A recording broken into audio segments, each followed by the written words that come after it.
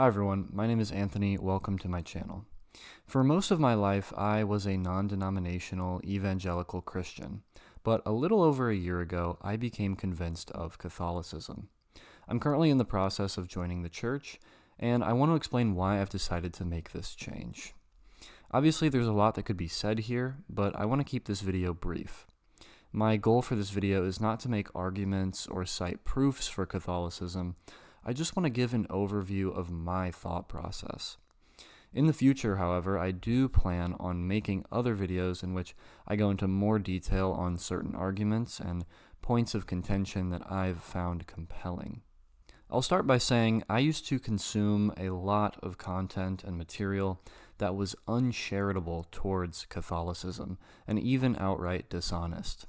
This led to me having some pretty outlandish anti-Catholic views, but that all slowly changed as I began to listen to actual discussions and debates between Catholics and Protestants. I became more and more exposed to what Catholics had to say for themselves, and it became apparent to me that I had a lot of misconceptions and hadn't treated Catholicism fairly.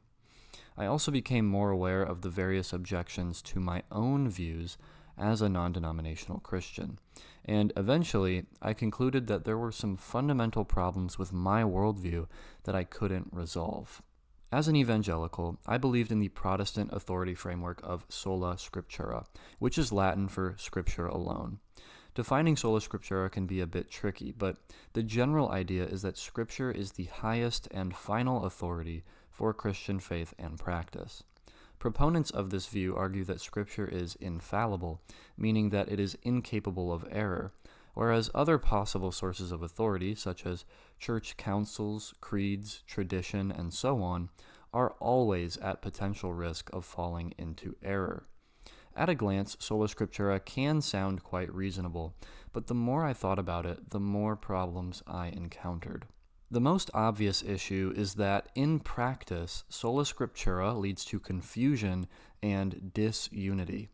This is evident by the fact that the various Protestant and Protestant-adjacent groups that have arisen, all of which claim to follow Scripture as their highest authority, cannot agree on even the basic tenets of the faith, such as the role of baptism, the nature of the Lord's Supper, the structure of church governance, and so on.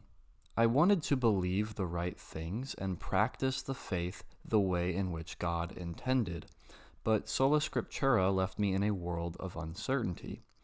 I began to ask myself, would God really set things up this way?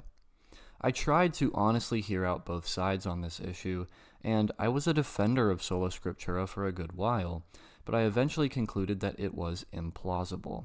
There were various arguments and lines of reasoning that led me to this conclusion, but a very simple truth that helped me was the fact that the church existed before the Bible. When Jesus ascended into heaven, he did not leave us with the New Testament scriptures.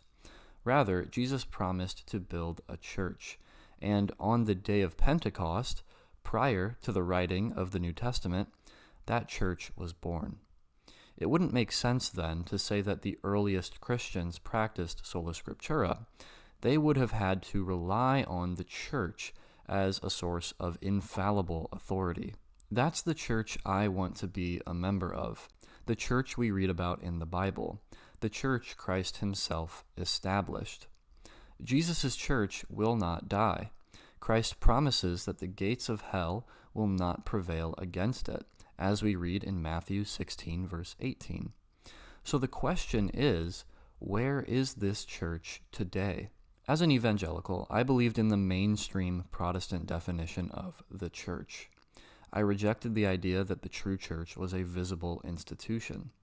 Rather, I believed that the church was really just a stand-in term for the sum total of true believers.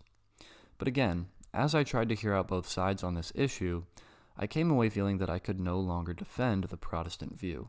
In the New Testament, we can observe that Jesus appoints the apostles, and the apostles then go and start various local churches in different regions, all of which belong to the one universal church.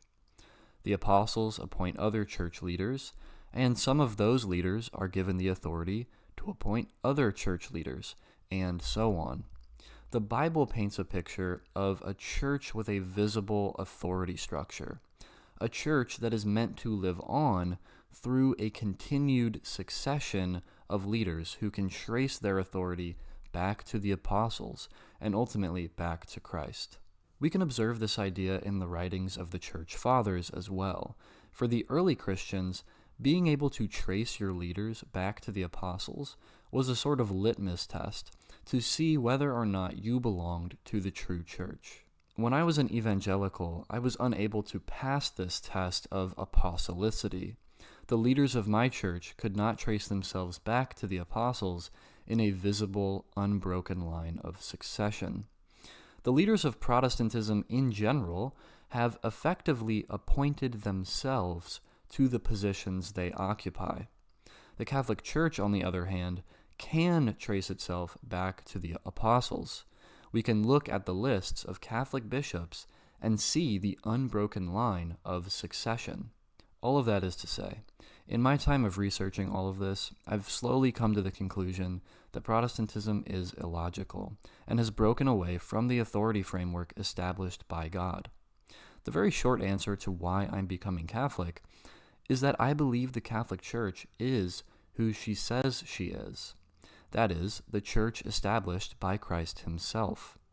Once you deal with the fundamental question of authority, most of the other pieces fall into place. And since my decision to practice the Catholic faith, my relationship with Jesus has never been stronger.